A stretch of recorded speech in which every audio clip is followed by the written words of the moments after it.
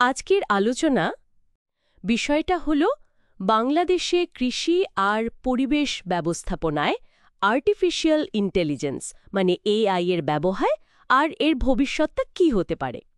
মানে আমরা একটু বোঝার চেষ্টা করব কিভাবে এই প্রযুক্তি দেশের জরুরি কিছু চ্যালেঞ্জ সামলাতে সাহায্য করছে। দেখুন, কৃষি তো বাংলাদেশের একেবারে অর্থনীতির মূল ভিত্তি, তাই না? বিশেষ করে যদি কুড়িগ্রাম বা ধরুন রাজশাহীর মতো এলাকার কথা ভাবি, ওখানকার মানুষের জীবন তো সরাসরি কৃষির ওপরই নির্ভর করে। কিন্তু সমস্যাও তো কম না, যেমন জলবায়ু পরিবর্তন, আবার নতুন নতুন পোকার আক্রমণ হচ্ছে, মাটির গুণমানও কমে যাচ্ছে দিন দিন। তার উপরেই বিশাল জনসংখ্যার খাবার যোগান দেওয়া, সব মিলিয়ে কৃষিখাত কিন্তু বেশ চাপের মুখে। কিন্তু জানেন তো, এর মধ্যে একটা ইন্টারেস্টিং ব্যাপার ঘটছে। এই যে এত বড় বড় সমস্যা, এগুলোর সমাধানে এগিয়ে আসছে কারা? আমাদের দেশেরই ছাত্রছাত্রীরা।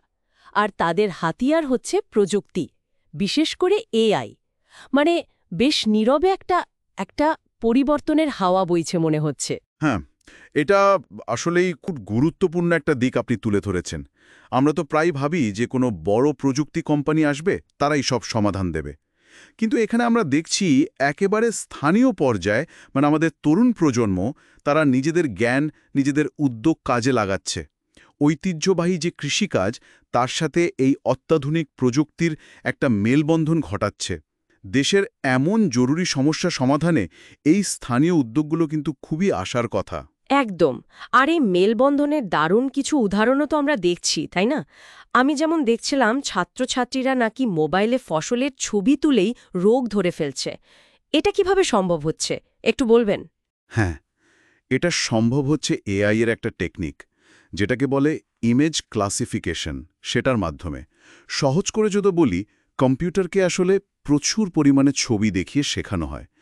কোনটা সুস্থ ফসল, কোনটা রোগাক্রান্ত, কোন রোগে আক্রান্ত হলে কেমন দেখতে লাগে, এইসব। তো শেখার পর সে যখন নতুন কোনো ছবি দেখে, তখন সে চিনতে পারে বা অন্তত বলতে পারে যে এখানে একটা সমস্যা থাকতে পারে। ভাবুন একবার, আগে হয়তো কৃষককে কার জন্য অপেক্ষা করতে হতো বা আন্দাজে কাজ করতে হতো। এখন হাতের মোবাইল ফোনটাই কিন্তু একটা প্রাথমিক রোগ চেনার যন্ত্র হয়ে উঠছে। এতে করে কিন্তু অনেক দ্রুত ব্যবস্থা নেওয়া যায়। বাহ, দারুণ তো। আচ্ছা, শুধু রোগ চেনার ব্যাপারেই না, ফসল কাটার পূর্বাভাস দেওয়ার ক্ষেত্রেও নাকি এআই কাজে লাগছে। সেটা কিভাবে কাজ করে? ঠিক তাই, এখানেও ডেটা বিশ্লেষণ করা হয়। টাইম সিরিজ ফোকাস্টিং বলে একটা ব্যাপার আছে। কম্পিউটার কি করে, সে বহু বছরের ডেটা দেখে। যেমন আবহাওয়া কেমন ছিল, মাটির অবস্থা কি, আগে কি সার দেয়া হয়েছিল, সেচ কতটা লেগেছিল, আর ফলন কেমন হয়েছিল। এই বিশাল পরিমাণ ডেটা বিশ্লেষণ করে সে একটা প্যাটার্ন খোঁজার চেষ্টা করে। আর তার ভিত্তিতে সে আগে থেকে বলতে চেষ্টা করে যে সামনের মৌসুমে ফলন কেমন হতে পারে বা কখন ফসল কাটাটা সবচেয়ে ভালো হবে। এটা কিন্তু কৃষকদের পরিকল্পনা করার জন্য বিরাট একটা সাহায্য। তার মানে অনিশ্চয়তাটা কিছুটা হলেও কমছে। আচ্ছা, আরেকটা খুব জরুরি বিষয় হলো সেচ। আমরা তো জানি বরেন্দ্র অঞ্চলের মতো অনেক জায়গায় পানির সমস্যাটা বেশ বড়। সেখানে এআই কিভাবে কাজে আসতে পারে? দেখুন, সেচের ক্ষেত্রেও এআই দারুণ ভূমিকা রাখতে পারে। এআই চালিত সেচ ব্যবস্থাগুলো কি করে, তারা সেন্সর ব্যবহার করে মাটির আর্দ্রতা মাপে, আবার আবহাওয়ার পূর্বাভাসও দেখে।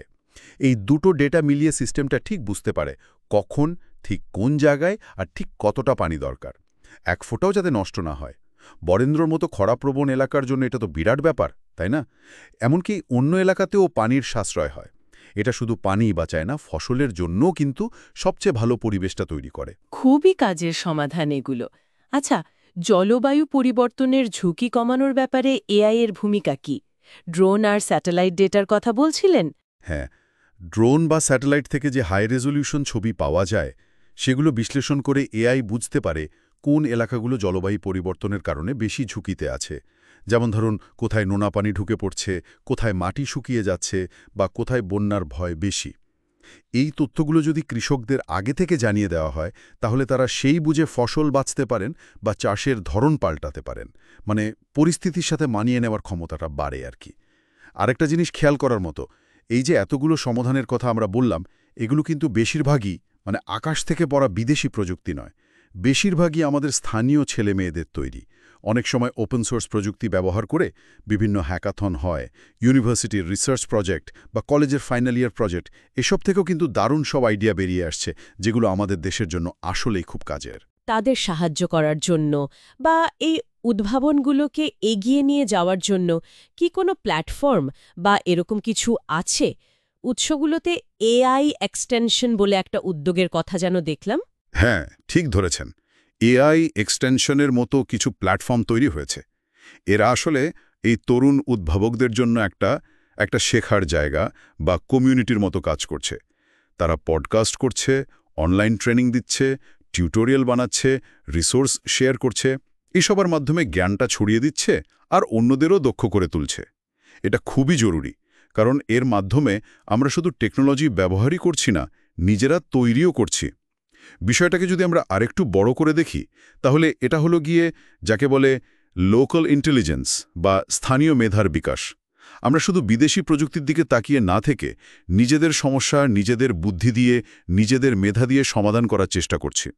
এটা কিন্তু দেশের আত্মবিশ্বাস আর আত্মনির্ভরতার জন্য অত্যন্ত গুরুত্বপূর্ণ একটা পদক্ষেপ। তাহলে আজকের পুরো আলোচনা থেকে যা বোঝা গেল, এআই বা কৃত্রিম বুদ্ধিমত্তা এখন আর শুধু ল্যাবের বা তত্ত্বের বিষয় নেই।